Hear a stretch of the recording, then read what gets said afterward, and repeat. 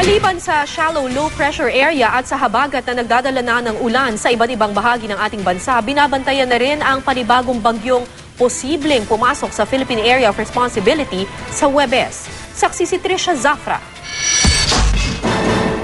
Sa huling pagtaya ng Pag-asa, Huwebes ng gabi o Biyernes na ng umaga papasok sa Philippine Area of Responsibility ang tropical storm sa Pacific Ocean na may international name na Gukol, kumikilos pa kanluran, hilagang kanluran. Habang nasa karagatan ay nag-iipon daw ng lakas ang bagyo pero posibleng hindi raw mag-landfall. By the time na pumasok po siya ng Philippine Area of Responsibility, isa na po siyang typhoon o nasa typhoon category na po siya. Ang magiging contribution lang po ng ating bagyo na pinabantayan, yun nga pong enhancement na ating southwest monsoon na siya pong magpapaulan lalo na po dito sa kanlurang bahagi ng bansa.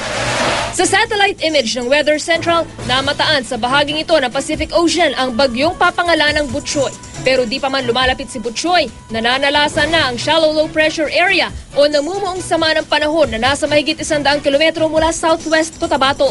5 barangay sa Glan Sarangani na ang binaha, patay ang isang lalaki. Ilang bangka rin ang tinaob ng matinding alon sa Sarangani Bay. 30 mangingisda ang nasagip habang pinaghahanap ang iba pa. Dahan-dahang pamilya rin ang inilikas dahil sa pagbaha sa Sultan Kudarat.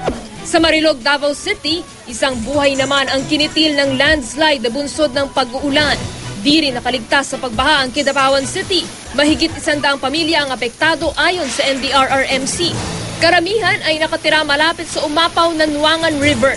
Kwento ng mga residente, lampas tao ang baha kagabi. Hanggang bukas ay magpapatuloy ang kalat-kalat na pag-ulan sa Hilaga at Kanlurang Luzon, pati Metro Manila dahil sa habagat. Makararanas din ng maulap na kalangitan na may kalat-kalat na pag-ulan ang Kanlurang Kabisayaan at Mindanao. Trisha Zafra ang inyong saksi.